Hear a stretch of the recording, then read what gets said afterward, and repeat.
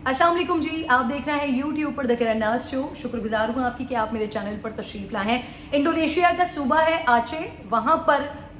एक खातून को 100 कोड़े मारे गए हैं पब्लिकली, आवाम के सामने। तमाम लोगों को जमा किया गया और उनके सामने एक खातून को 100 कोड़े मारे गए। वहीं पर ये एक और मर्द मौजूद था, उसको भी 100 कोड़े मारे गए। इस खातून के साथ जो आदमी था उसको 15 कोड़े मारे गए हैं। ये कोड़े क्यों मारे गए हैं, क्यों इतनी अजियत पहुंचाई गई है इन लोगों को, क्यों तकलीफ दी गई है और इतनी पब्लिकली आवाम के सामने के वीडियोस बन रही हैं, लोग खड़े हुए हैं, इस मंजर को देख रहे हैं, मुशाहिदा कर रहे हैं, बाकायदा बुलाया गया है लोगों को और पब्लिकली ये सारी कार्रवाई की गई है, सारा अमल किया गया है। ये क्यों किया गया है, इस पर आज मैं इस वीडियो में बात करने जा रही हूँ। शरई जो हद है, जो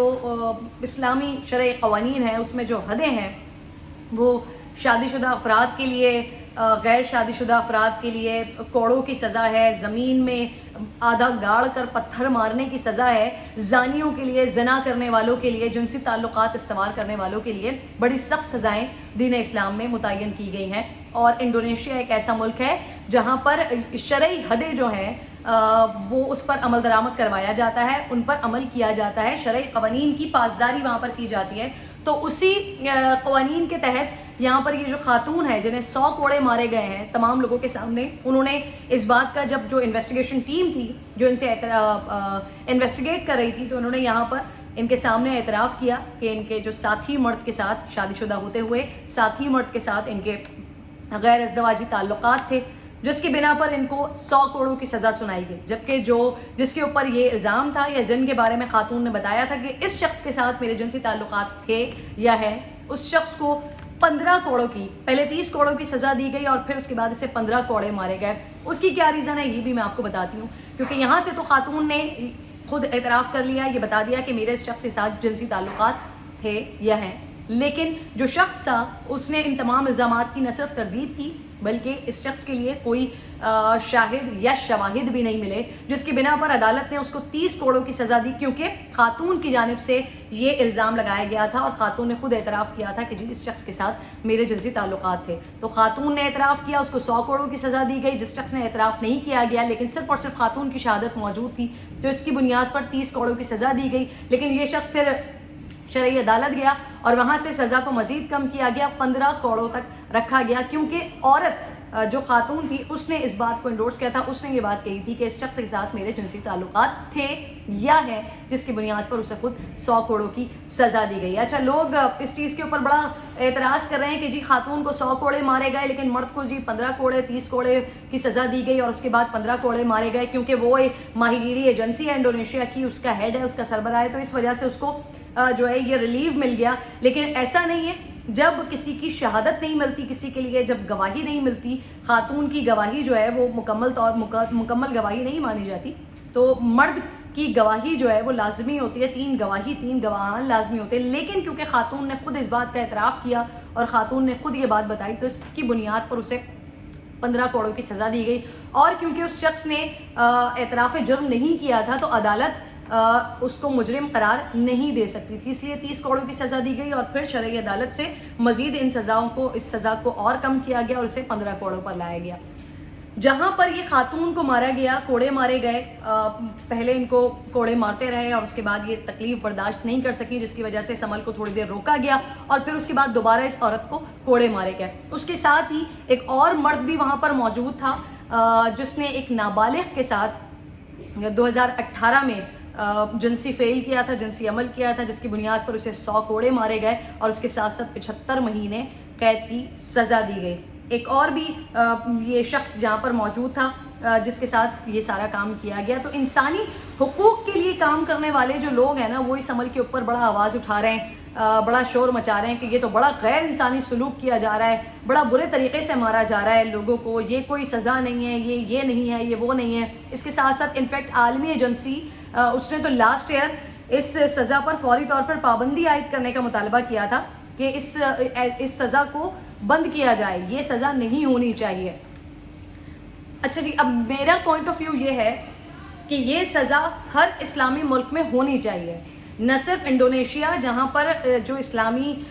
शरीयत के मुताबिक सज़ाएँ हैं, जो हदें मुकर्रर की गई हैं, उन पर न सिर्फ अमल दरामद किया जाता है, अमल करवाया जाता है, बल्कि बड़ी पासदारी है वहाँ पर। تو میں یہ سمجھتی ہوں کہ یہ قانون تو پاکستان میں بھی ہونا چاہیے. اس طرح کی شہادتیں ملتی ہیں, اس طرح کے لوگ سامنے آتے ہیں تو ان کو اسی طرح سے کوڑے بھی مارنے چاہیے, اور اس طرح کے زانیوں کو اسی طرح سے زمین میں گاڑ کر ان کے اوپر پتھر بھی برسانے چاہیے. اس کا ریزن میں آپ کو بتاتی ہوں. اس وقت جو معاشرے میں گند غلاظت ہے وہ بہت بہت بہت زیادہ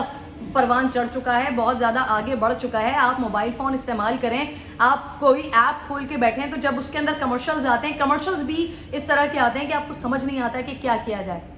گند غلاظت اس حد تک بڑھ گیا ہے کہ ہم موویز دیکھتے ہیں تو موویز میں بھی اسی طرح کی چیزیں دکھائی جا رہی ہیں, ڈراماز دیکھتے ہیں تو وہاں پر بھی اسی طرح کی چیزیں دکھائی جا رہی ہیں. انڈین چینلز, انڈیا میں جتنی بھی فلمز بن رہی ہیں, جتنے بھی ڈرامے بن رہے ہیں, اسپیشلی فلمز, کیونکہ پاکستان میں انڈیا کی فلمز دیکھی جاتی ہیں, وہاں پر اسی کلچر کو پروان چڑھایا جا رہا ہے. ان گندگیوں اور غلاظت کے علاوہ کوئی اور چیز بنیادی طور پر ہوتی نہیں ہے. تو اس کی وجہ سے معاشرے میں بہت بہت بہت زیادہ گند بڑھ رہا ہے. ہم اپنی بچیوں کے لیے پریشان ہوتے ہیں, اپنی بیٹیوں کے لیے پریشان ہوتے ہیں, اپنے بیٹوں کے لیے پریشان ہوتے ہیں. اور میری زبان اللہ معاف فرمائے, لیکن کیا ہو رہا ہے آج کل کہ ہر جگہ پر لوگوں کے جو ہے وہ محبتیں ہوتی ہیں اور پھر تعلقات قائم ہونا شروع ہو جاتے ہیں. شادی شدہ لوگ بھی اس گند میں پڑے ہوئے ہیں, غیر شادی شدہ بچے بچیاں بھی اس گند کے اندر پڑی ہوئی ہیں. تو ایک طرف جہاں پر شاید تربیت کا کچھ فقدان ہو رہا ہے, ہمارے آس پاس اس طرح کی چیزیں ہمیں بہت زیادہ مل رہی ہیں, ہمارے بچوں کو اس طرح کا مواد بہت زیادہ مل رہا ہے, تو وہیں پر ہمارا جو قانونی نظام ہے وہ اس طرح کے معاملات کے لیے شاید بڑا ویک ہے, یا جو سزائیں, جو حدیں مقرر کی گئی ہیں اس پر عمل درآمد نہیں ہو رہا. یہ جو سزا دی گئی ہے انڈونیشیا میں, یا اس سے پہلے جو بچوں کے ساتھ جنسی زیادتیاں کرتے ہیں ان کو جو سزائیں دی جاتی ہیں, جو پھانسیوں پر لٹکا دیا جاتا ہے, یہ وہ سزائیں کہ جن کی وجہ سے جب لوگ اس کو دیکھتے ہیں, جب مشاہدہ کرتے ہیں, جب ان کو پتہ چلتا ہے کہ اگر پکڑے جاتے ہیں تو اس قسم کی اذیت سے ہمیں گزرنا پڑے گا, تو پھر لوگ بیک فٹ پر جاتے ہیں, لوگ یہ کام کرنا چھوڑتے ہیں. تو میں تو بہت بہت شدید آواز اس چیز پر اٹھانا چاہتی ہوں کہ ان سزاؤں کا استعمال جو ہے وہ پاکستان میں بھی ہونا چاہیے, پاکستان میں بھی حدیں مقرر کی جائیں. پاکستان میں بھی اگر کوئی ایسا شخص, کوئی ایسی خاتون جو کسی کا گھر برباد کر رہی ہے, کوئی ایسا مرد جو شادی شدہ ہوتے ہوئے کسی دوسری خاتون کے ساتھ, کسی دوسری شادی شدہ یا غیر شادی شدہ خاتون کے ساتھ اس قسم کے فیل کر رہا ہے, اس قسم کے تعلقات استوار کرتا ہے, تو ان کے لیے اسی طرح کی سخت سزائیں ہونی چاہیے. اس سے بہت سارے فوائد ہوں گے. ہماری بچیوں کے گھر محفوظ رہیں گے. یہ جو معاشرے میں بے راہ روی برے طریقے سے بڑھ رہی ہے, اس سے اس نقصان سے ہم بچ سکیں گے. ہماری بچیاں بیٹیاں محفوظ رہیں گی. یہ جو لوگ ادھر ادھر منہ مارتے پھرتے ہیں, ان سزاؤں کی بنیاد پر, ان سزاؤں کی وجہ سے بہت ساری چیزیں اور بہت ساری بچیاں محفوظ ہوں گی. میری تو یہ ذاتی رائے بھی ہے اور میرا تو یہ مطالبہ بھی ہے کہ نہ صرف انڈونیشیا بلکہ پاکستان, جو اسلامی جمہوریہ پاکستان ہے, اسلامی جمہوریہ پاکستان میں اس طرح کی سزائیں ہونی چاہیے. اور شرم آتی ہے اور افسوس ہوتا ہے ایسے لوگوں پر جو اپنے آپ کو مسلمان کہتے ہیں, ٹھپا مسلمانوں کا لگاتے ہیں, اور پھر اس کے بعد وہ اسلامی قوانین پر اور اسلامی شرعی سزاؤں کے اوپر سوال اٹھاتے ہیں کہ یہ تو بڑی غیر انسانی سزا ہے, یہ تو بڑا غیر انسانی سلوک کیا گیا ہے. غیر انسانی سلوک, یا اگر اس کا کوئی معاشرے میں فائدہ نہ ہوتا, اگر یہ کوئی واقعی غیر انسانی ہوتا, تو پھر یہ